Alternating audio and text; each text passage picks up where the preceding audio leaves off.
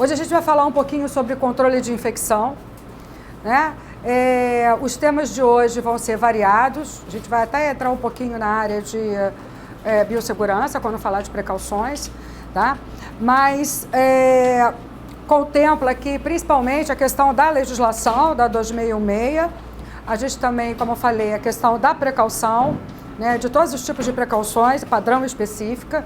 A gente entra um pouquinho também na parte de limpeza, desinfecção, esterilização e fala um pouquinho sobre validação dos processos de esterilização, tá?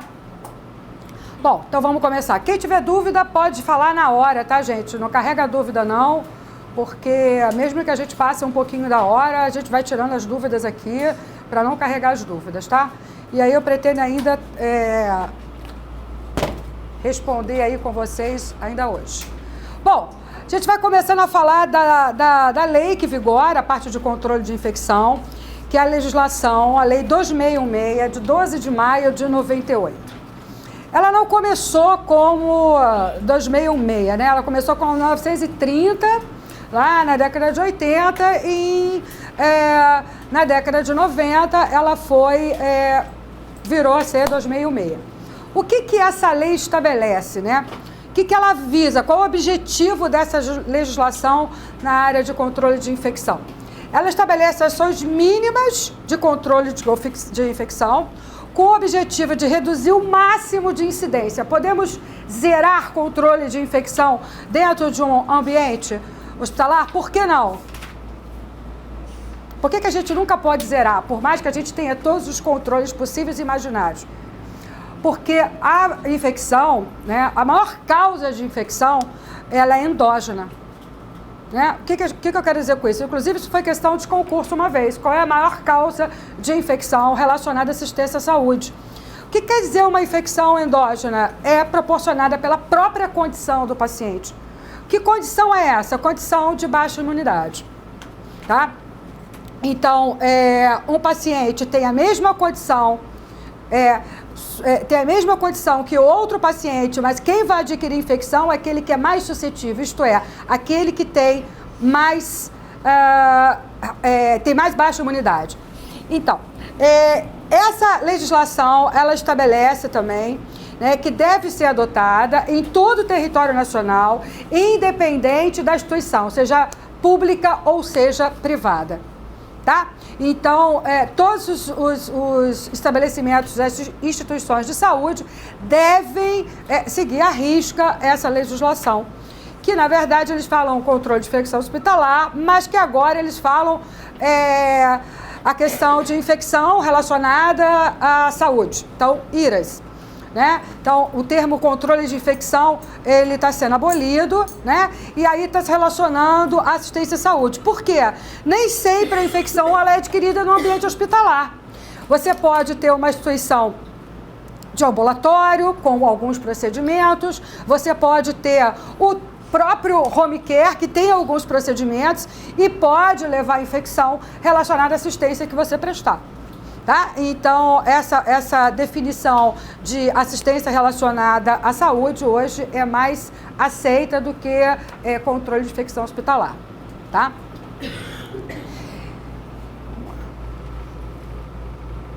Bom, essa legislação, ela diz o seguinte: como é que deve se organizar a situação de controle de infecção dentro das instituições, como é que deve ser a comissão, como ela deve, quem deve fazer parte dela, como é que ela deve funcionar, né?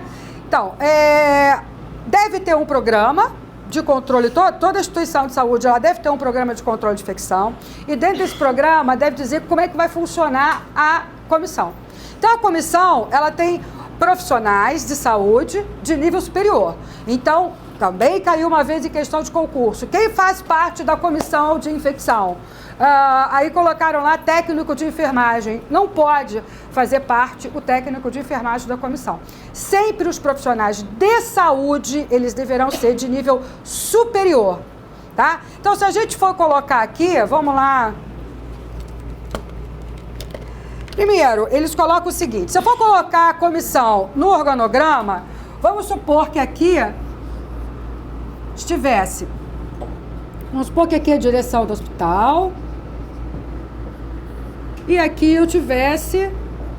Isso aqui é um organograma muito simplinho, muito chinfrezinho, mas pelo menos para a gente ter uma ideia, tá? Então aqui é serviços de enfermagem, serviços médicos, serviços de paciente externo, nutrição, seja lá o que for. Então o que acontece? A comissão, né, ela tem que ser assessoria do órgão máximo da instituição. Então, na verdade, eu não posso tirar um representante da enfermagem aqui, tirar um representante médico aqui, né? Aqui com esteto no pescoço. Eu não posso juntar os dois e dizer que faz parte de uma comissão de controle de infecção hospitalar dentro do hospital. Isso aqui não existe, eles não podem fazer parte desse serviço. Eles têm que fazer parte de uma comissão, ela é autônoma, ela tem um coordenador, ou um presidente, seja lá o que for. Esse coordenador, esse presidente é definido pela direção. E aqui, né, na comissão, eu tenho, além do coordenador, eu tenho 2 grupos. O grupo de consultores e o grupo de executores.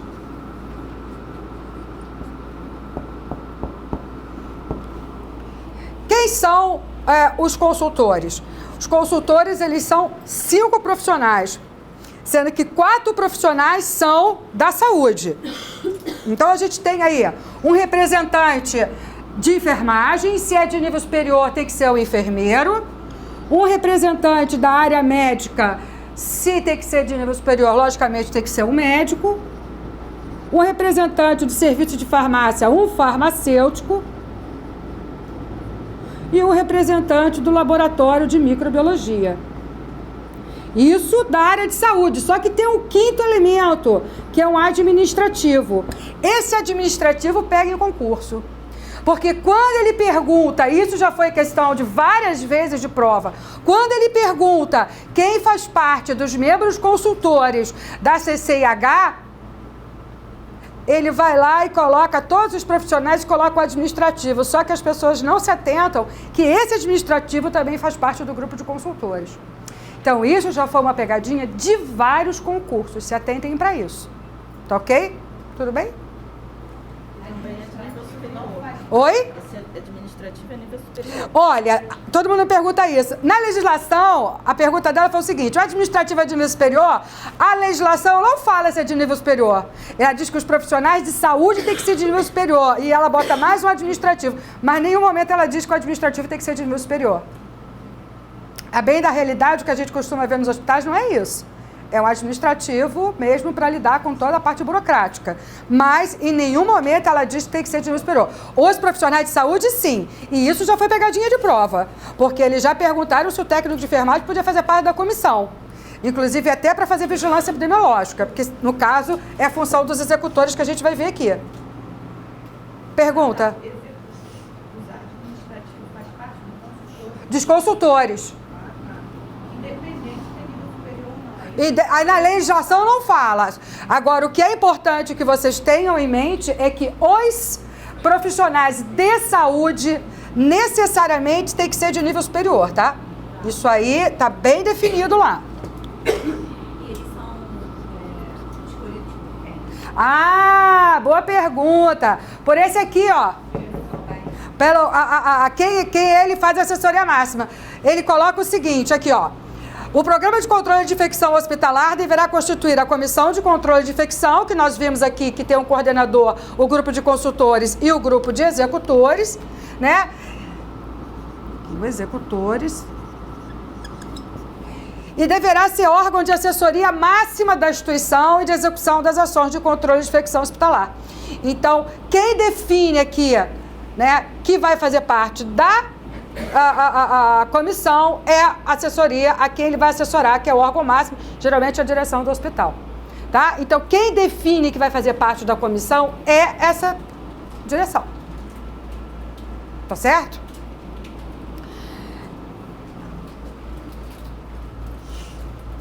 Bom, os consultores né? Eles são responsáveis pelo estabelecimento de diretrizes na comissão, né? Representado pelos seguintes serviços, como a gente já falou, né? Serviço de enfermagem, médico, farmacêutico, laboratório de microbiologia e uma administração. Quem são os executores? Os executores, eles são do Serviço de Controle de Infecção, né? E são encarregados da execução programada de controle de infecção hospitalar. Então, o que é que o executor vai fazer? Eu costumo dizer que os executores é a parte da peãozada, né, que vai botar a mão na massa, vai sair lá, correndo atrás das pistas que existem de infecção dentro do hospital. Então, é ele que vai fazer vigilância epidemiológica e aí a busca, obrigatoriamente, uma busca ativa. Na legislação já diz que eles não aceitam busca passiva. O que é busca passiva? É esperar o paciente de alta e procurar no prontuário para saber o que aconteceu durante a internação dele. Os executores, eles vão fazer toda a parte, mão na obra mesmo, entendeu? É toda a parte de correr atrás, fazer vigilância epidemiológica, a estatística de controle de infecção, eles vão ainda fazer todas as taxas de controle de infecção dentro do ambiente hospitalar ou ambulatório dia, seja lá o que for. Eles vão também fazer toda a parte de treinamento, toda a parte de, enfim, todo o trabalho de controle de infecção, seja ele treinamento, seja ele vigilância epidemiológica, é feito pelos executores. Quantos devem ser aqui? 2. De nível superior de saúde, sendo que para 200 leitos. Então, eu tenho 2 executores, 2 profissionais de saúde de nível superior para cada 200 leitos. E ele diz o seguinte, que esses 2 executores, preferencialmente deve ser um enfermeiro. Um peão tem que ser enfermeiro. E o segundo, né? O primeiro tem que ser preferencialmente enfermeiro, né? Sendo que o enfermeiro vai trabalhar 6 horas e o outro profissional de saúde pode até trabalhar 4 horas. Está na lei, tá, gente? Isso não é culpa minha, tá? Então, aqui, ó. 2 técnicos de nível superior da área de saúde para cada 200 leitos ou fração, com carga horária mínima de 6 horas por enfermeiro e 4 horas por demais profissionais. Tá? E ele coloca lá que preferencialmente um deverá ser enfermeiro. Tudo bem, gente? Até aí tá tranquilo, né? Não, a não ser que essa lei foi feita em 12 de maio de 98, dia do enfermeiro, e entrou no Diário Oficial no dia da escravatura, dia 13. Explica alguma coisa? Isso é brincadeira, tá? Um enfermeiro vai ser só consultor e o outro vai ser... Não tem, deve ter até, só um instantinho, deve ter até alguma explicação. A explicação é que o enfermeiro tem que estar na Um enfermeiro vai ser consultor e outro no caso, um enfermeiro vai ser do grupo de consultores e 2 aqui, um preferencialmente vai ser enfermeiro do grupo de executores. Um do grupo de consultor e um de executor. Geralmente, na prática, o que acontece são 2 enfermeiros trabalhando como executor. Eu não sei se vocês já viram o fisioterapeuta ou farmacêutico fazendo vigilância epidemiológica. Eu, particularmente, nutricionista, terapeuta ocupacional, psicólogo. Eu nunca vi outro tipo de profissional fazendo vigilância epidemiológica ou fazendo esse trabalho que a comissão faz muito bem. Né? Que os enfermeiros fazem muito bem na comissão. Eu, particularmente, até hoje, eu não sei se vocês já conhecem diferente. Eu, particularmente, só conheço enfermeiro trabalhando na questão da vigilância epidemiológica e como executor de comissão. Mas são só enfermeiros, técnicos? Nunca de nível médio, sempre de nível superior. Também. Cuidado que isso já caiu em concurso, hein? Não pode ser de nível médio, sempre de nível superior. Tá? Tudo bem, crianças? Vamos lá, que aí a gente vai ver aqui uma outra situação. Quando o hospital tiver 70 leitos ou menos que 70 leitos, menor ou igual a 70 leitos, como membro consultor, eles permitem que eu tenha apenas um enfermeiro e um médico. Tá certo? Então, quando o hospital tiver menor ou igual a 70 leitos, eu posso ter apenas um enfermeiro. A legislação permite que eu tenha um enfermeiro e um médico apenas como membro consultor. Tudo bem? Então, vamos lá. Aí ele diz o seguinte... A equipe de executores mantém. Para 2 executores para cada 200 leitos. Só vai aumentar... Aí a gente vai ver agora. Para cada 200 leitos. Aí ele diz o seguinte... Quando o hospital for considerado um hospital crítico, o que é um hospital considerado crítico? É aquele que tem pacientes que requerem mais cuidados e cuidados críticos. São os pacientes imunossupressos, hemato-oncológico, são pacientes de unidade de tratamento intensivo, pacientes de DIP, paciente de berçário de alto risco, diálise. Então, todo hospital, né, toda instituição de saúde que tiver essa característica, eles vão aumentar um pouquinho a carga horária dos executores. Em quantas horas? 2 horas. Semanais ou diárias? Depende da legislação. Olha que loucura. Gente, olha só. A 2616, a gente segue pela 2616, mas teve uma vez uma prova que ela se definiu pelo treinamento que a Anvisa fez em 2004. Na 2616 diz o seguinte, olha, se o hospital for considerado um hospital crítico, eu vou aumentar para cada 10 leitos acima de 200, 2 horas semanais para cada um dos executores. Aí, a Anvisa de 2014, ela coloca, se o hospital tiver característica, né, for um hospital com dependências críticas, de assistência crítica, ele vai aumentar 2 horas diárias as atividades dos executores. Então, se na questão do concurso se referenciar, mas aí ninguém quer que entre com recurso. Então, o que eles fazem? Eles referenciam a legislação. Então, na Fiocruz, se eu não me engano, no concurso de 2010, ele referenciou, de acordo com a legislação da Anvisa de 2004, a quantidade de horas estabelecida a mais, caso o hospital seja considerado de assistência crítica, é de quantas horas? Então, seria 2 horas diárias. Se for a 2616, mais 2 horas semanais. Eu só vi isso cair uma vez em concurso. Só dos executores. A Anvisa em 2004, ela fez um treinamento só nessa situação e publicou isso. Isso está na internet. Então, a referência da Fiocruz na época foi essa legislação. Da Anvisa, tá? Mas tá aqui, ó. Vamos botar aqui, ó. Fique de olho. Tá? Não inclui. A de 2004 já inclui. Tá? Então, assim, ela bota berçário de alto risco, ela não fala nem UTI neonatal, ela fala berçário de alto risco, a 2616. Mas a 2616 de 98, né, crianças? Então, ela já é bem antiguinha.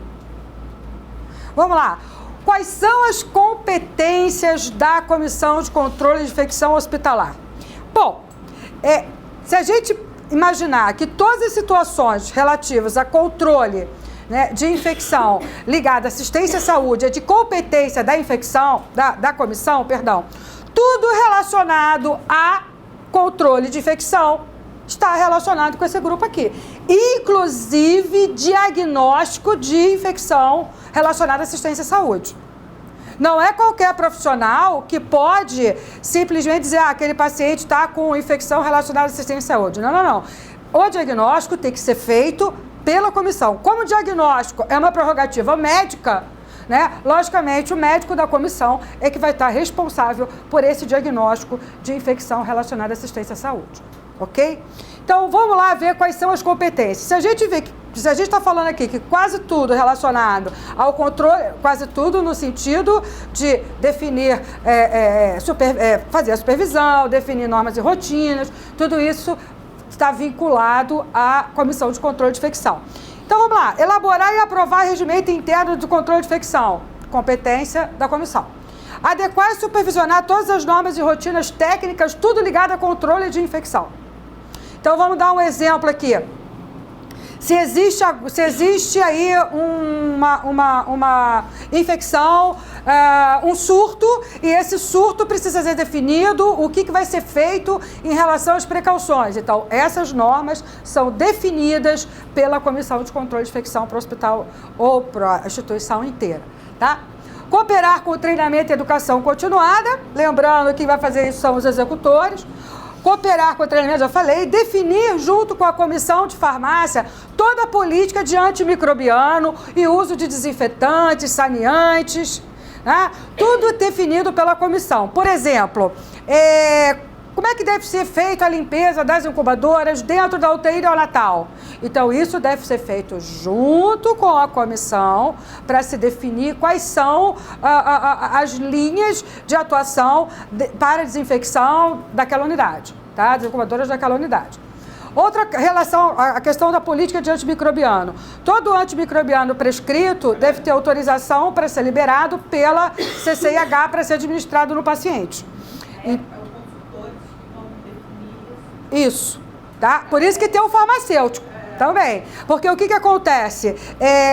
Pelo menos no hospital que eu trabalho, é feita a prescrição e é feita uma solicitação para a comissão de infecção para poder liberar o antibiótico. O antibiótico não sobe para as unidades enquanto a comissão não define, junto com a farmácia, se deve liberar o antibiótico. Tudo para quê? Para evitar que haja resistência microbiana, exatamente. Tá? Então, a comissão também é responsável por isso.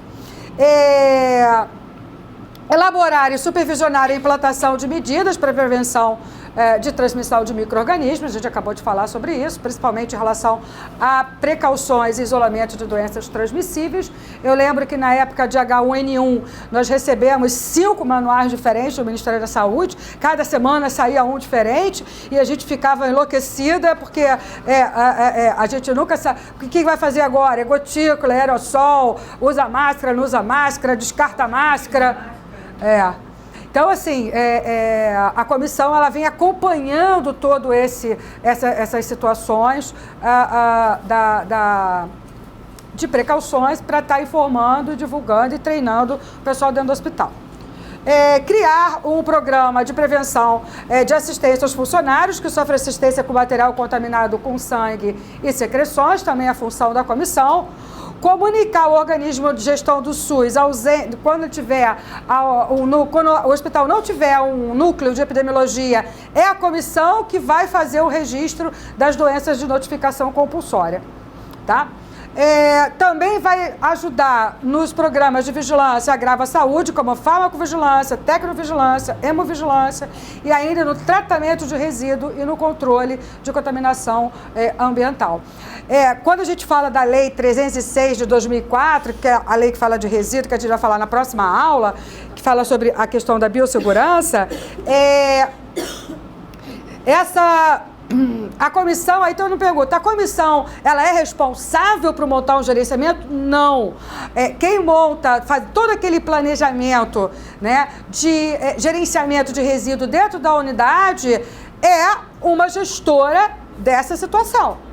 Tá? Então, o que a comissão tem? Ela é responsável por isso? Não, ela não é responsável. Ela dá diretrizes, ela ajuda a esse grupo no sentido de estar elaborando melhor o planejamento da direção dos resíduos dentro do hospital. Mas ela não é responsável, ela só ajuda, tá? E notificar ao Serviço de Vigilância Epidemiológica Sanitária, né, do organismo da gestão do SUS, os casos de surtos diagnósticados, ou suspeitos de infecção associados à utilização de produtos industrializados. Por exemplo, recebemos um soro que possivelmente está contaminado e contaminou vários pacientes dentro do hospital. Então, quem é que vai notificar a Anvisa? A comissão. E aí a Anvisa que notifica lá a indústria e, sei lá, a fábrica, a indústria que produziu, né? A gente identifica... Exatamente. Ela que notifica, coloca o lote, diz a fábrica, quem foi que forneceu aquilo para poder tomar providência em relação à notificação da empresa. A gestora de resíduos, no caso, não entra na comissão. Não, ela tem o seu cargo à parte. Ela é uma gestora que só trabalha com a questão do planejamento, gerenciamento de resíduos de serviço de saúde. A comissão, ela dá uma ajuda, ela não faz nem parte desse grupo. Ela simplesmente trabalha ali conjunto, né? É como se fosse um trabalho de equipe. Ela não é responsável por esse planejamento, esse gerenciamento de resíduos dentro da unidade de saúde, tá? Esse serviço de notificação ele funciona 24 horas, né? Da Anvisa? Creio que sim, eu não sei se funciona, eu não sei se Brasília funciona 24 horas para ser notificado. Eu sei que tem o de toxicologia, eu sei que funciona. Esse aí, você me pegou. Esse eu não sei. Mas deve ter algum sistema que funcione para que as pessoas sejam notificadas. E acontece muito de a CCIH notificar, fazer essa notificação compulsória? São imediatas. Assim, quando Notificação que você está falando compulsória? Ou notificação você está perguntando sobre notificação compulsória? Isso. Não, notificação compulsória não precisa estar funcionando. Por exemplo, chegou um caso lá que você precisa notificar, você vai notificar. Não precisa ser durante a madrugada, ou não precisa ser um caso urgentíssimo. A não ser que fosse, mesmo que fosse... Não, nunca. Mas quando tem núcleo de epidemia no local, funciona mesmo? Quando tem núcleo de epidemiologia, quem vai notificar no hospital é o núcleo de epidemiologia. Só vai notificar, a CCH só vai notificar caso o hospital não tenha um núcleo de epidemiologia. Tá? Tudo bem, gente? Beleza? Vamos lá. Bom, vamos lá. Conceitos. O que é infecção hospitalar? O que é infecção comunitária? Infecção hospitalar é aquela adquirida durante a hospitalização. Aí, novamente, vem as duas legislações. A 2006 diz que relacionada, né, ela vai ser uma infecção relacionada ao sistema à saúde, não pode estar incubada na hora de admissão, porque se ela estiver incubada durante a admissão, ela passa a ser comunitária. Então, ela é uma infecção adquirida durante a hospitalização e que não estava presente ou em um período de incubação, por ocasião da admissão do paciente. Então, o paciente não internou com ela, tá? Pode se manifestar durante a internação ou até após a alta. Qual é o caso de infecção muito comum após a alta, que a gente só muitas vezes identifica após a alta mesmo, né, sendo redundante, e mais ou menos com 7 a 10 dias após a alta? Mais comum a gente evidenciar. Quem pode... Infecção de sítio cirúrgico. Né? Infecção de sítio cirúrgico, às vezes o paciente vai de alta... Né? Aí só vai se manifestar em casa. E existe uma infecção, que ela é considerada infecção hospitalar, que ela pode ser diagnosticada, ela pode ser considerada, infecção associada à assistência à saúde, até 1 ano após a alta. Qual é o caso? Utilização de prótese. Tá? Então, qualquer prótese, seja metálica, parafuso, mamária, peniana, testicular, seja qual for. Não importa, existem próteses para tudo. E caso haja infecção no local da prótese até 1 ano após a cirurgia, é considerado infecção relacionada à assistência à saúde. Tá? Bom, e aí o que acontece? Geralmente elas são diagnosticadas a partir de 48 horas de internação, quem fala isso é a Anvisa de 2004, ou 72 horas, quem fala isso é 2006. Mas o mais importante, gente, é a gente entender o seguinte: se o paciente adquire uma infecção, seja em qual momento for, mas for relacionada à assistência à saúde, ela é considerada uma infecção relacionada à assistência à saúde. O que eu quero dizer com isso? O paciente já estava 24 horas internado, fez um procedimento, adquiriu infecção por esse procedimento, não importa se foi diagnosticado 48, 72 horas. Se foi relacionada à assistência dentro do hospital, dentro do local que ele foi internado, se for relacionado à assistência que ele fez, é considerado uma infecção relacionada à assistência à saúde. Tá? O que seria infecção comunitária? Ou melhor, o que é uma infecção comunitária? É aquela que o paciente foi constatada, né, ou incubação no ato da admissão, né, desde que não relacionada com internação anterior nesse hospital. Mas o paciente saiu de alta, então vamos lá ver os casos. O paciente saiu de alta, aí o paciente voltou com dor e supuração no local da incisão cirúrgica. Mas ele veio da rua com essa infecção, ele não adquiriu no hospital. Não, mas o procedimento foi feito no hospital. Então, está relacionado a uma assistência naquele hospital, naquela instituição. Agora, quando o paciente chega já com uma infecção comunitária, né, que adquiriu na comunidade, que adquiriu fora do hospitalar, a gente define como infecção comunitária. Está tendo muito caso de infecção comunitária, né, inclusive com Marsa comunitária. Não sei se vocês têm tido essa experiência. Eu tive o caso de uma criança que internou com osteomielite por Marsa comunitário, sem saber a origem e a porta de entrada, tá? Mas a criança tinha osteomielite por Marsa comunitária, né? Quem é que leva Marsa para a comunidade? Nossos jalecos, né? Nossa orofaringe, por aí vai. Não dá para fugir muito disso, né? O jaleco dá, não dá da orofaringe, mas... Então, vamos lá.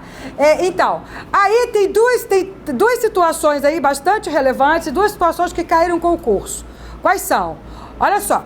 Se a criança, né, se a mãe, né, tiver o bebê no hospital, mas tiver uma história de bolsa rota há mais de 24 horas antes da internação, e se esse bebê nascer com infecção, é considerado infecção comunitária. Vamos de novo.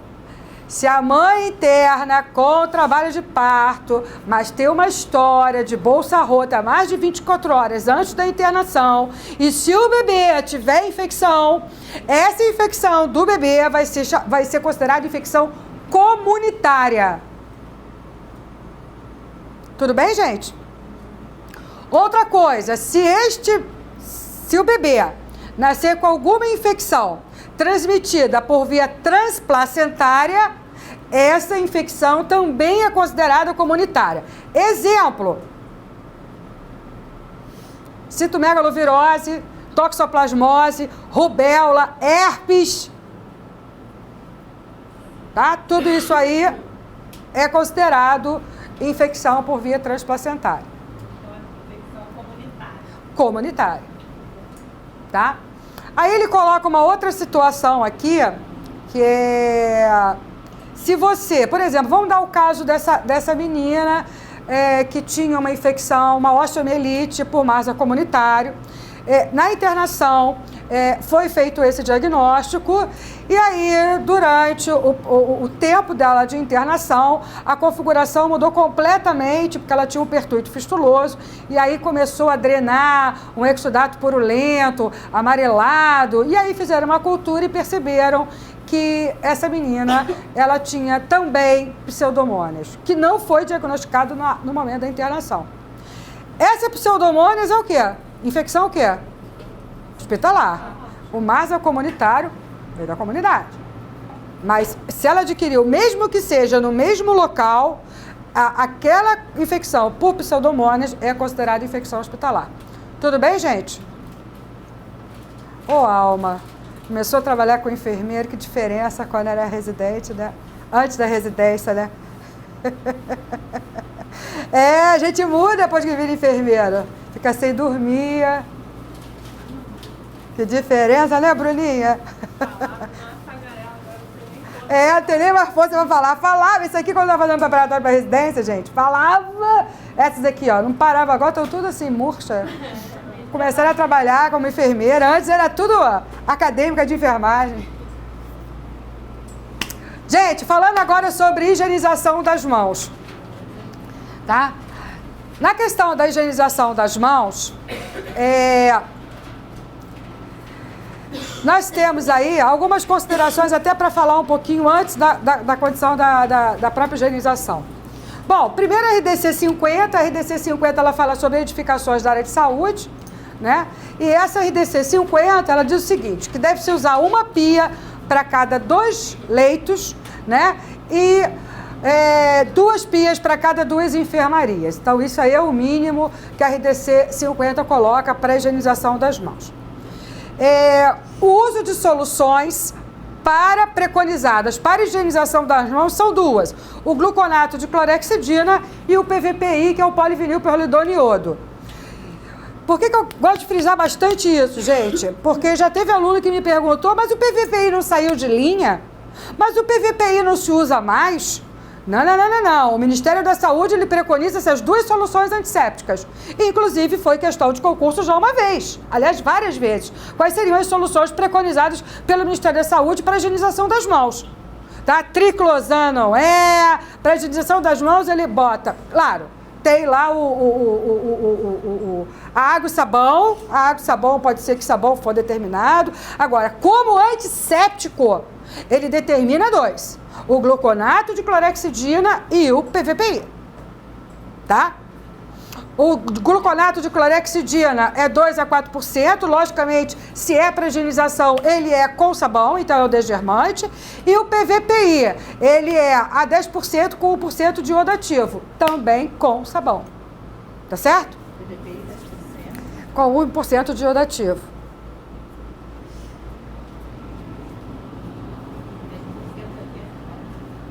Oi? 10% com 1% de iodo ativo.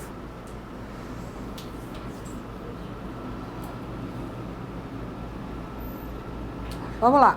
Outra coisa que é importante quando falar de higienização, é que a gente vai falar, inclusive, quando falar da NR32, quando a gente vai falar de saúde do trabalhador, que sou eu que vou dar, inclusive, para vocês, da parte de toda a legislação da NR32, ele diz o seguinte: unhas aparadas, até achei essa foto máxima. Unhas aparadas, ele diz o seguinte, olha só, eu tenho que usar unhas aonde eu posso, as unhas eu tenho que avaliar o leito ungueal. Então, se eu tenho que avaliar o leito ungueal para saber se tem sujidade, ela não pode estar com esmalte, nem verde, azul, nem roxo, nem amarelo, nem abóbora. Ah, não pode esmalte vermelho? Não, não pode. O que você tem que fazer é que se você usar o esmalte, bom, não pode ter relevo. Não pode estar descascado. E tem que permitir que você visualize o leito ungueal. Pelo que eu conheço, o único esmalte desse é o transparente. Mas nenhum se encaixa aí. Em todo caso, eles não definem a cor e nem definem, e nem proíbem, na verdade, esmalte.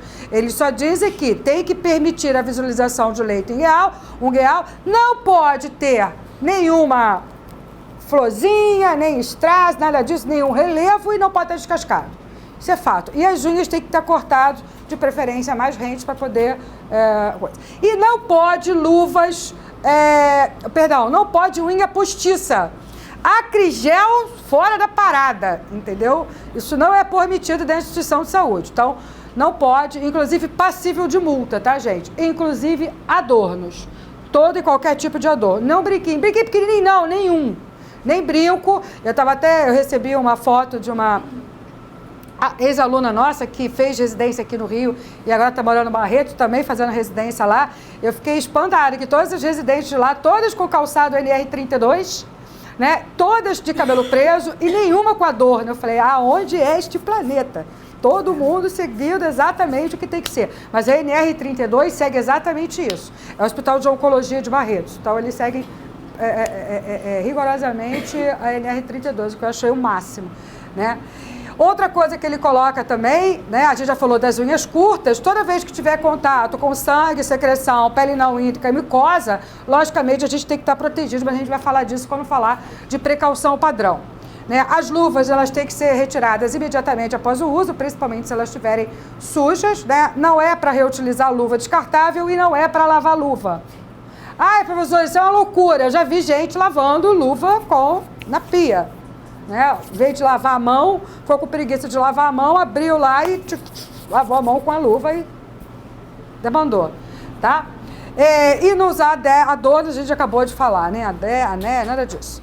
Bom, a higienização das mãos, hoje, ela compreende 4 tipos. Gente, por que se criou a questão da higienização das mãos, utilizando água 70 e tal? Em 2004, a Organização Mundial de Saúde, ela fez um levantamento para saber o que causava mais risco ao paciente em termos de infecção. E eles entenderam, né, através de algumas pesquisas, que, inclusive, saiu a questão da segurança da paciente, depois que a OMS de 2004 começou a ver o que mais lesava, né, o paciente, o que mais trazia a não segurança para o paciente dentro dos hospitais. Então, o que se definiu? Né? Se definiu o seguinte, que o que mais levava à infecção era a não lavagem das mãos. E aí se perguntou, por que não se lava as mãos? Não se lava as mãos porque às vezes não dá tempo. Que dá tempo, às vezes é um procedimento muito rápido, às vezes é um corre-corre, é uma situação de emergência, e às vezes a gente não está tendo como parar e lavar as mãos. Então, vamos utilizar uma forma da gente poder higienizar as mãos e não trazer risco ao paciente. Aí entrou a questão do álcool a 70 na higienização das mãos. Tá? Então, hoje não se fala lavagem das mãos, a lavagem existe, mas existe o que se fala, o que se preconiza é a questão da higienização. Então, a gente tem 4 formas de higienizar as mãos. A primeira, lavar a mão com água e sabão, pura e simplesmente. Então, eles chamam isso aí de higienização simples. Tem ainda a higienização antisséptica, que pode ser a lavagem das mãos com gluconato de clorexidina ou PVPI. A gente ainda tem a higienização, a fricção antisséptica, que é a utilização do gel, do álcool gel, ou do álcool solução com 1 a 3% de glicerina. Por que eu coloco glicerina no álcool da higienização das mãos? Para não ressecar as mãos, tá? E o álcool gel, ele é meio, né, tem uma gosmenta, e aí dá uma certa umectação nas mãos. E o álcool solução é acrescentado de 1 a 3% de glicerina. Vou fazer uma pergunta que o aluno uma vez me fez. Qual a diferença, professor, entre o álcool a 70 antisséptico e o álcool a 70 desinfetante? É a mesma coisa que perguntar, o que pesa mais? 1 quilo de chumbo ou 1 quilo de algodão? Todos os dois têm 1 quilo, só que 1 quilo de chumbo é um pouquinho, 1 quilo de algodão é muita coisa. Mesma coisa, qual a diferença entre o álcool a 70 para antisepsia ou para desinfecção? Nenhuma, todos os dois têm 70, com uma diferença. O antisséptico tem glicerina, e o álcool para desinfecção de superfície e de produtos, ele não tem glicerina. Essa é a única diferença, tá, gente? Vamos lá. E a antisepsia cirúrgica das mãos, também feita ou com gluconato de clorexidina ou com PVPI, é o que a gente chama de desgermação das mãos. É a utilização, principalmente, em procedimentos cirúrgicos. Então, o que a gente tem que saber dessa definição de higienização das mãos? O que eu vou fazer em cada momento? Tá? E é isso aí que se pede. Então, quando é que eu vou lavar as mãos com água e sabão? E lavar mesmo, não tem abertura para alquinha 70, eu tenho que lavar as mãos. Quando é que eu posso utilizar o álcool a 70? Quando é que eu vou fazer a antisepsia, né, cirúrgica das mãos? Então, é isso que a legislação define. Qual momento que você vai fazer cada tipo de higienização. Ok, crianças? Aqui ele fala das etapas, basicamente aqui, o que está colocado na apostila de vocês também, é que não é uma técnica pura e simples. Lógico que existe toda uma técnica, né? Lembrando que isso aqui é o que é preconizado e o que deveria ser feito. Segundo a professora de SUS em Nárnia, às vezes. Às vezes. Vamos lá. Quando é que eu uso água e sabão? Isto é, quando não há negociação. Eu não negocio outra situação, não há alquinho nessa situação. Eu tenho que lavar as mãos. Vamos lá, quando as mãos estiverem visivelmente sujas. Então, esse é um problema, né? Todo mundo achar que está com a mão suja, não passar álcool. Mas, e ver passar álcool. Quando as mãos estiverem visivelmente sujas ou contaminadas com sangue ou outros fluidos corporais. Ao iniciar o turno de trabalho, então não é alquinho, é lavar a mão. Após ir ao banheiro, não é alquinho, é lavar a mão. Antes e depois de refeições, antes do preparo de alimentos, antes de preparo e manipulação de medicamentos, tá? Eu tenho que lavar a mão. Não há negociação, tá? Nesse caso aí não tem jeito. Quando é que eu vou utilizar preparação alcoólica?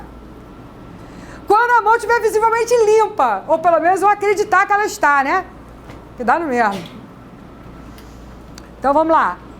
Antes e após o contato com o paciente, antes de realizar procedimentos assistenciais e manipular dispositivo invasivo, eu posso utilizar o álcool.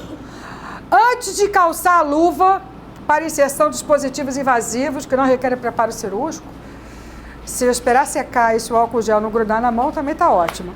Né? Após o risco de exposição de fluidos corporais, ao mudar de sítio corporal contaminado para outro limpo, durante o contato com o paciente, após o contato com objetos inanimados e superfície imediatamente próxima ao paciente e antes e após a remoção de luva.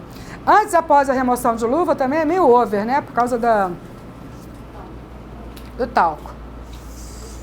Bom, e o uso de antisséptico? Antisséptico, eu vou fazer a higienização. Oi. Ao mudar de um sítio corporal contaminado para outro limpo durante o cuidado ao paciente. Exemplo? Vamos lá, estou dando banho no leito do paciente.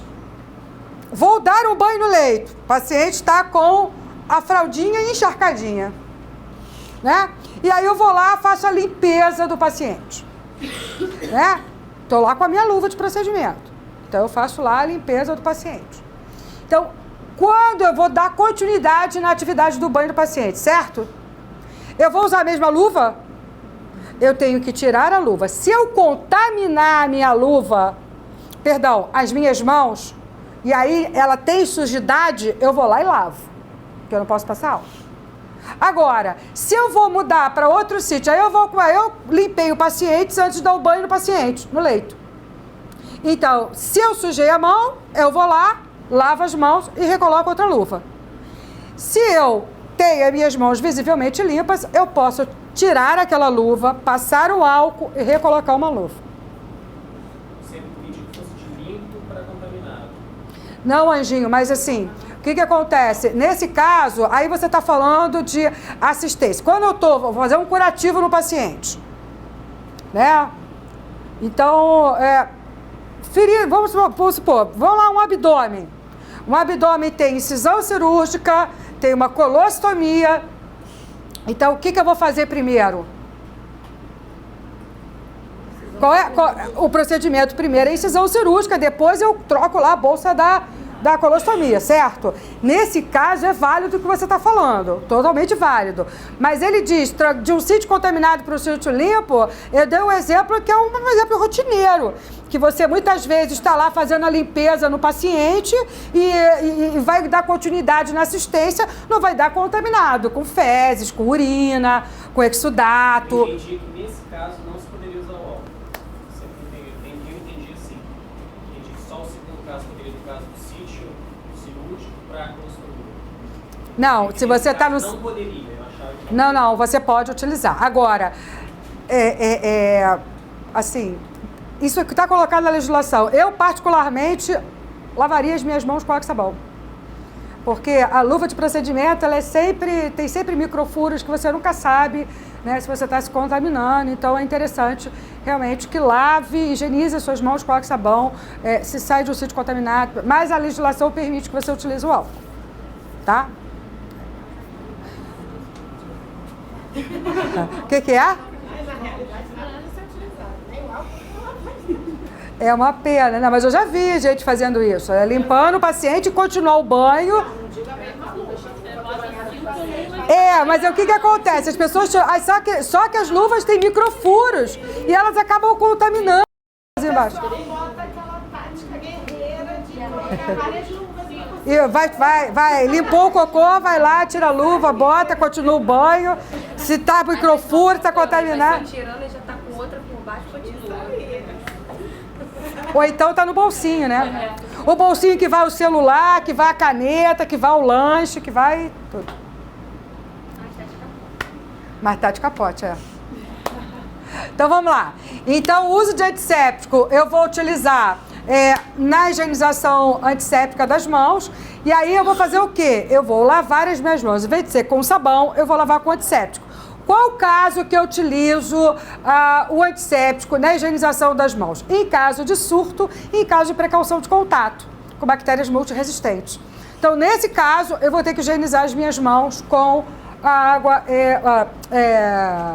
com antisséptico, tá? E outro caso que eu uso antisséptico também é na desamação da pele, que nada mais é que a escovação. Quando eu vou fazer a escovação? No pré-operatório, antes de qualquer procedimento cirúrgico, logicamente indicado para toda a equipe cirúrgica. Então, vai lá para instrumentador, cirurgião e até anestesista para o procedimento dele, tá? Antes da realização de procedimentos invasivos. Então, vou fazer um cateterismo umbilical, vou fazer desjamação, vou colocar um pique, desjamação, uma endoscopia, desjamação. Uma paracentese, desjamação. Uma drenagem de tórax, desjamação. Tá? Instalação de catéter de diálise, desjamação. Oi? Não. Pessoal. Mais uma, casou, né, Bruninha? Casamento e enfermeira deixa qualquer mulher arrasada. As duas coisas. Oi? Cansada, né? Então vamos lá. Tudo bem, crianças? Posso continuar? Então vamos lá. Estudo. Marido dá muito trabalho, gente.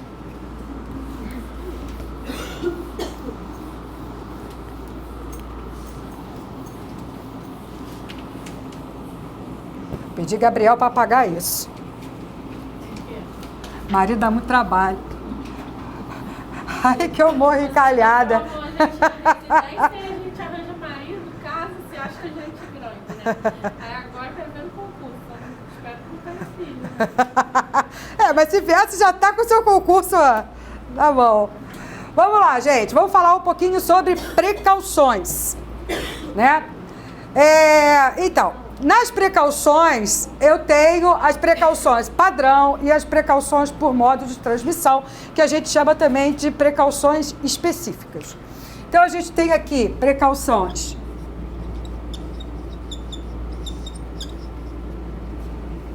Tem a padrão e tem as específicas.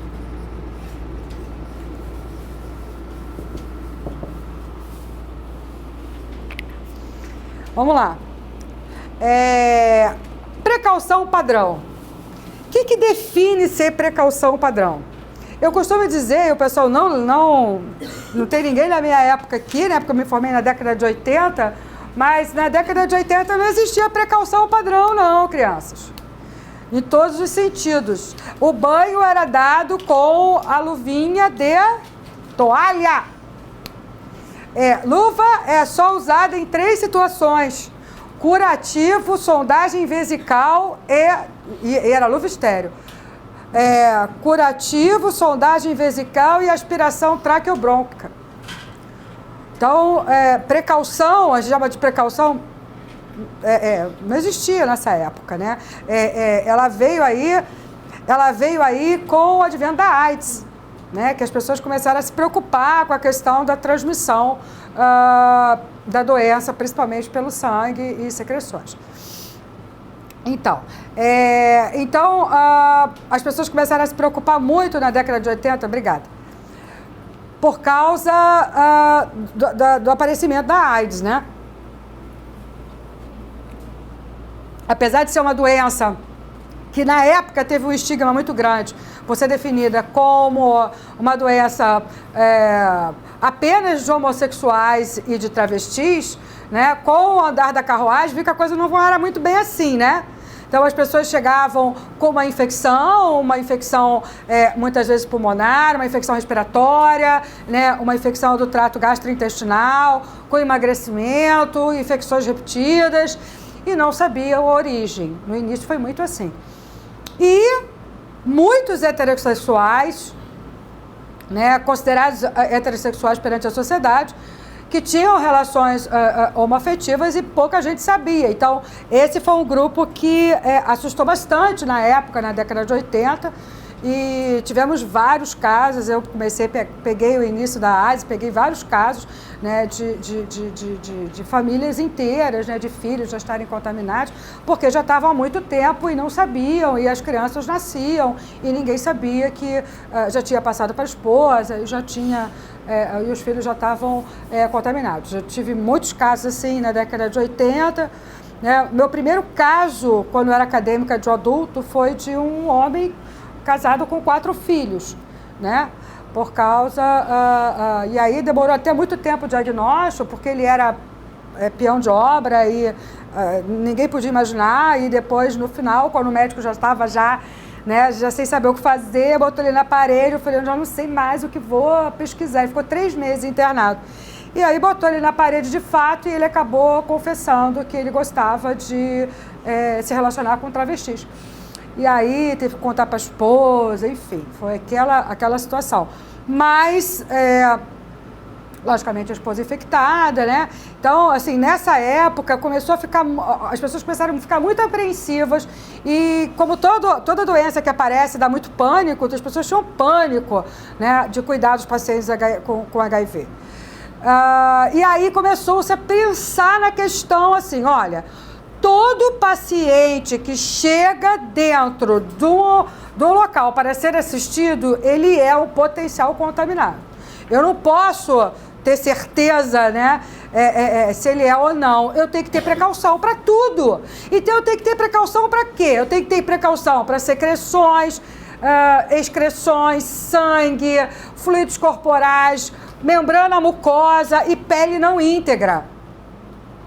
Então, em cima disso, eles criaram precaução padrão. Então, qualquer respingo que vai na sua boca ou no seu olho pode levar a você se contaminar, seja de sangue, seja de secreção ou excreções. Tá? Então, sangue, na sua mucosa ocular, na sua mucosa oral, em algum local que tenha uma solução de continuidade, você pode estar adquirindo uma contaminação. Então, se preconizou a questão da precaução padrão. Então, a partir da década de 80, todo paciente que chega dentro do hospital, ele é um potencial contaminado. Então, eu não vou esperar que se faça nenhum diagnóstico, eu tenho que saber lidar com isso. E foi aí que começou todo o processo de precaução padrão. Então, aí ele fala da higienização das mãos, né, que a gente acabou de ver, né? Após a realização de procedimentos que envolvem a presença de sangue, é importante que higienize as mãos, até porque suja, né? Retirar a luva se está contaminada com secreções e excreções, descartar e lavar a mão, né? Higienizar as mãos. Uso de luvas, sempre eu vou usar luvas limpas e estéreis, não estéreis, né?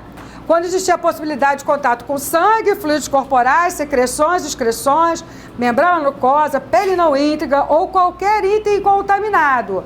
Por exemplo, se tem sangue na cubarrinha, eu não vou pegar sem proteção de luva, tá? Então, não necessariamente do paciente, mas algum item que esteja contaminado. Mudar de luvas entre 2 tarefas, entre procedimentos do mesmo paciente. A gente já deu exemplo aqui no caso do paciente, do local que é mais contaminado, e aí você contaminou a luva, você retira aquela luva ou utiliza o álcool ou lava as mãos de acordo com a situação na hora e troca essas luvas. Não dá para você ficar com uma luva contaminada com o mesmo procedimento no paciente. Né, descartar a luva, já falei, né? E após a retirada de luva, caso você se contamine, lava a mão, lavagem da mão, a higienização das mãos é obrigatória com água e sabão.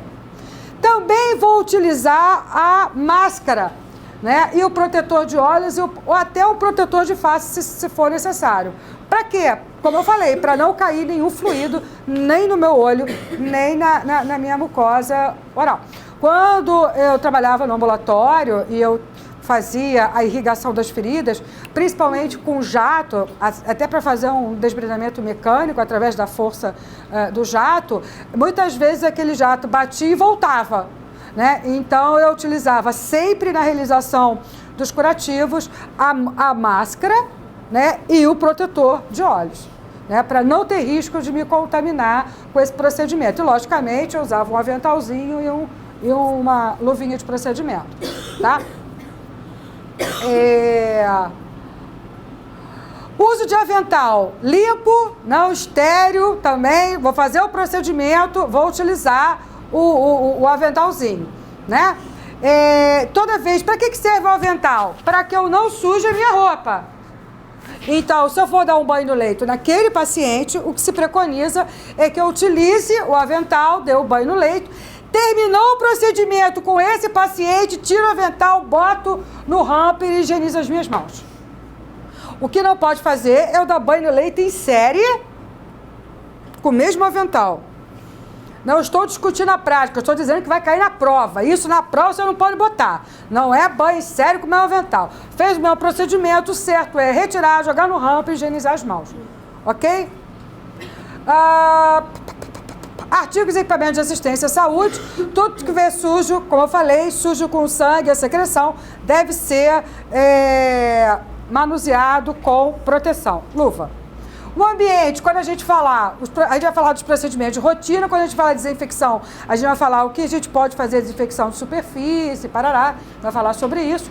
Todas as roupas usadas ou sujas, elas têm que ser ensacadas, né? Principalmente as contaminadas com material biológico, de forma a prevenir exposição. Então, não deixar roupa suja espalhada, nem no quarto, nem no leito, nem no chão. Ensacar e caminhar essas roupas. Material pérfuro cortante. Todo material pérfuro cortante tem que estar dentro de um recipiente para pérfuro cortante. Então está aqui o recipiente, certo? Quanto eu vou ter nesse recipiente, gente? Quanto eu vou encher esse recipiente? Já caiu em prova isso. Na linhazinha. Qual é essa linhazinha aqui? 2/3. Então, 2/3. Eu não posso escrever aqui porque ela está com 2/3. Então, 2/3 cheio, 1/3 vazio. Está aqui a caixa.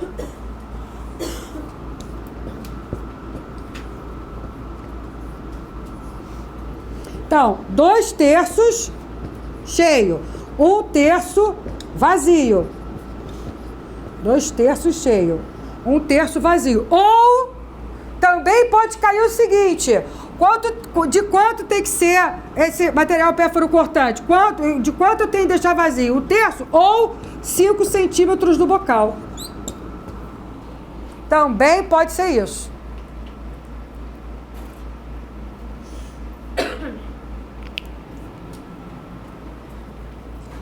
Voltando aqui. Nunca pode ultrapassar o limite indicado. Outra coisa. Esse recipiente de material pérfuro cortante, ele nunca pode ficar em cima de pia, tá? Ele tem que ficar em cima de um suporte. Ele tem que ter visibilidade para quem vai jogar, colocar alguma coisa dentro.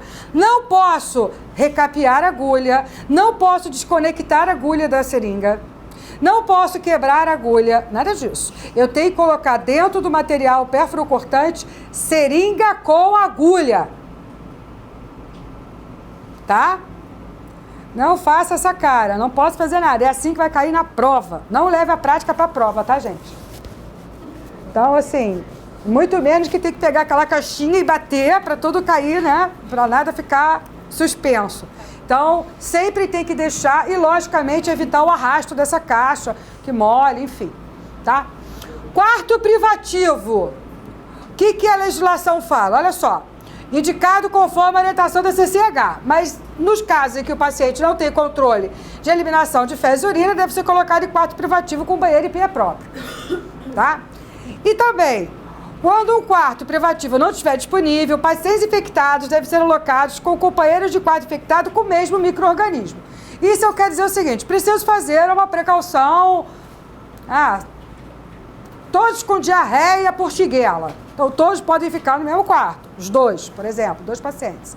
Agora, tem um caso que exige precaução e que eu não posso alocar porque o manual deles diz que eu não posso colocar e isso tem uma resposta para isso. Quem sabe? 2 pacientes com uma doença que não pode alocar no mesmo quarto, com a mesma doença. Tuberculose. Por quê? Porque, olha só, quantos bichos eu tenho que provocam tuberculose? Um só. Mas um virgem de medicamento que adquiriu o bichinho lá, o Mycobacterium tuberculose, né? Sem nunca ter feito, né? O paciente sem nunca ter feito tratamento, possa adquirir um, né? Com alguma resistência, com uma média resistência ou com uma máxima resistência. Aí tem um que é resistente à rifopsina, outro que é resistente à isoniazida, outro que é resistente à isoniazida e rifopsina e o substituto dele. Então, assim, existem vários tipos de resistência, hoje conhecidos como quatro tipos. Então, o que acontece? Eu não sei qual é o Mycobacterium tuberculose. Então, eu posso estar misturando o paciente que tem o Mycobacterium tuberculose, adquiriu, que é sensível a todos ou não. Então, eu não posso estar misturando, tá? Então, aí quem diz isso é o Manual de Tuberculose. O Manual do Ministério da Saúde de Tuberculose, ela fala que não deve colocar no mesmo quarto pacientes com tuberculose. Pulmonar, tá? Ou laringe, pulmonar. Não. É porque a tuberculose... mas a tuberculose extrapulmonar não é transmissível via aérea. Só a pulmonar e laríngea, tá? Então, vamos lá.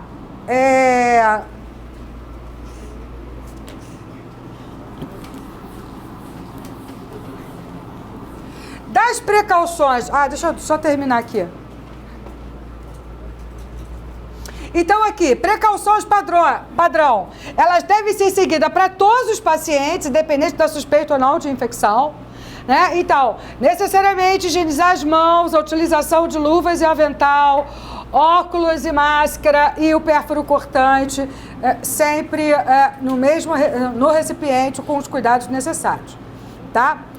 Aqui isso tudo a gente já falou, o recipiente acondicionado deve ser mantido em suporte, a altura que permita a visualização, né? É vedado o arrasto. O que é arrasto? É pegar o negócio e sair arrastando mesmo, tá? Então, isso aí não pode para esse tipo de recipiente para pérfuro cortante. Então, vamos falar agora das precauções específicas. Precauções específicas eu tenho 2. Eu tenho a de contato e a respiratória.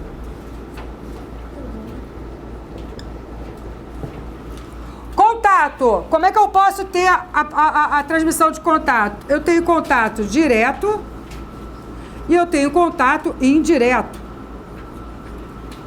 A respiratória eu tenho por gotículas e aerossóis.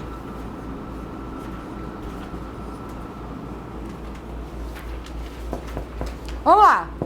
Contato direto. Como é contato direto? É pessoa, vai lá e contamina outra pessoa. Tô eu aqui com escabiose. Qual é o teu nome? Elane. Tô aqui com escabiose. Vem aqui, encosta na Elane. Transmissão direta. Contato direto. Eu que vim aqui e transmiti para ela direto a minha escabiose. Tá? Agora, eu sou profissional de saúde. Transmiti para Elane. Não, eu não sou profissional de transmitir. Agora eu sou profissional de saúde.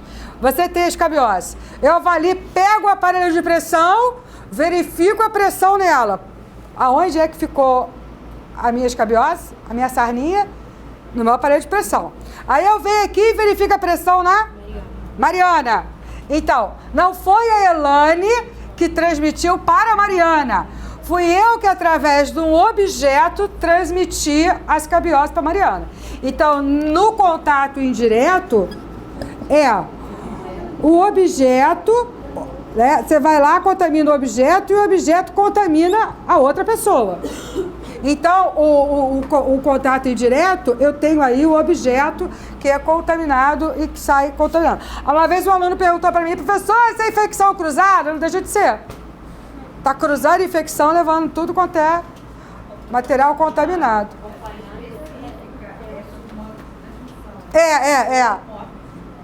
Só tem essas duas, contato respiratório. Porque antigamente se colocava precaução entérica, precaução, um monte de coisa aí. Agora não, agora é simples assim. Na verdade, a entérica não deixa de ser contato, né, gente? Ferida também é de contato, porque feridas exudativas, purulentas e com material contaminado também é contato, tá? Então vamos lá. Gotícula respiratória, gotícula aerossol. Qual é a diferença? Tamanho da gota, né? Então o que acontece? Eu aqui tenho a transmissão da doença é por gotícula. Então, eu tenho uma gotícula gordinha, grandinha, ela é maior que 5 micras. Então, por causa disso, e ela é transmitida na fala, na tosse, no espirro, tá? Então, por causa disso, por ela ser uma gota grande, né? Oi? Por ser ela uma gotinha pesada, o que acontece? Ela carrega aqui o micro-organismo, mas eu só posso transmitir para quem está a 1 metro de mim. Então, Elane e Mariane, se eu tivesse, por exemplo, com uma gripe que é transmitida por gotícula, eu estaria contaminando aqui a grande possibilidade de Elane e Mariane estarem contaminados, porque eu estou a 1 metro delas. Mas jamais o Alexandro lá atrás adquirir a minha gripe, porque muito longe da minha gotícula chegar lá. Elas são gordinhas, pesadas, não passam 1 metro. Caem logo, né? E a lei da gravidade faz elas caírem logo, não ultrapassa mais que 1 metro. Tudo bem, crianças? Agora, os aerossóis. Aerossóis são microgotículas que ressecam e se espalham no ar. Então, o que acontece? Também carregam micro-organismos, mas que não ficam até 1 metro, ficam no ambiente inteiro. Então, uma doença que é transmitida por aerossóis, ela vai, se eu tivesse uma doença sendo transmitida por aerossóis, eu estaria contaminando Alessandro e a turma inteira, porque estaria no ambiente. E aí, como é que se transmite? Na fala, na tosse, no espirro, mesma coisa. Tá? Só que por elas serem muito pequenas, muito leves, elas ficam no ambiente. Ok? 3 doenças aqui, 4 doenças que vocês vão ter que guardar aqui, vou passar isso para vocês. Bom, vamos começar aqui falando sobre precaução de contato. Então, a precaução de contato, ela é outra coisa que eu ia falar para vocês, que também já foi pegadinha de concurso. No concurso perguntou assim, eu tenho uma suspeita de uma infecção por meningite. Por exemplo, eu tenho uma meningite por hemófilis influenza, por Neisseria meningite.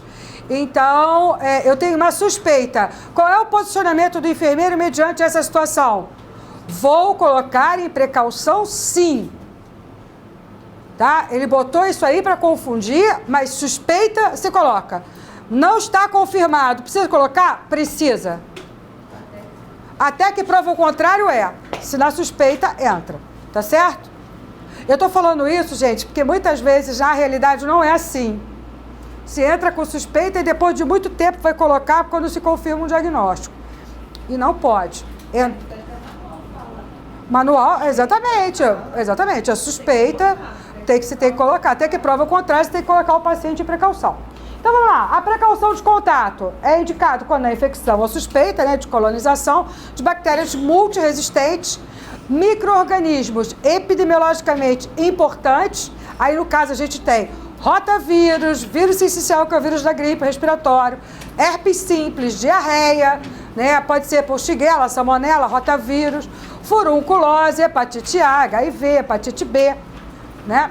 Negligência de sangramento, infecção de ferida operatória, escabiose, pediculose e passíveis de contato direto. Bom, o que eu vou fazer? Internação do paciente.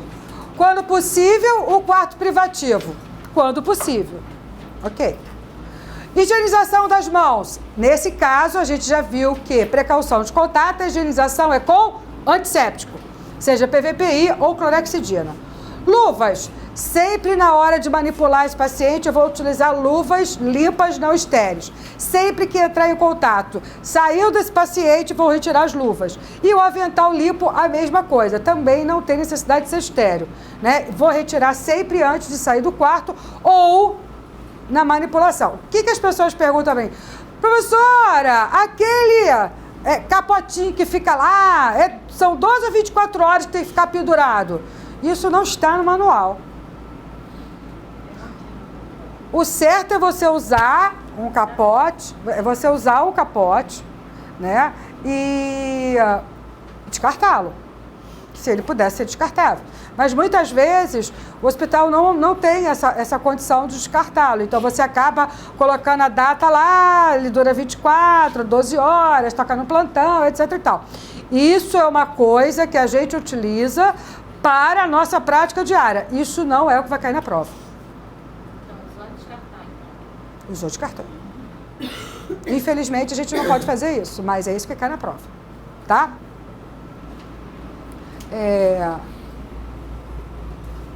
Vamos lá. Equipamento de cuidado com o paciente, né? Estetoscópios, manômetro, termômetro, tudo isso deve ser de uso pessoal e deve ser limpo e desinfetado sempre com álcool a 70. O ambiente é a mesma coisa, as superfícies elas têm que ser limpas e desinfetadas com álcool a 70, né? As visitas de preferência restritas e reduzidas e o transporte também de preferência limitado. Lembrando que quem transportar o doente vai ter que usar o capote, a luva e não vai ficar tocando em tudo quanto é lugar para transmitir o micro-organismo. Lembrando, gente, que as precauções, seja ela padrão ou seja ela de contato, é uma via de mão dupla. O que eu quero dizer com isso? Eu quero dizer o seguinte, que a questão da precaução padrão, muita gente utiliza a precaução padrão para se proteger e esquece de proteger o ambiente, o colega e o próprio paciente. A precaução padrão é, estou utilizando luva para manipular um paciente com precaução de contato, não posso sair pegando, abrindo gaveta, abrindo armário, tocando no colega ou tocando em outro paciente. Então, sempre a precaução e a precaução de contato é via de mão dupla. Eu tenho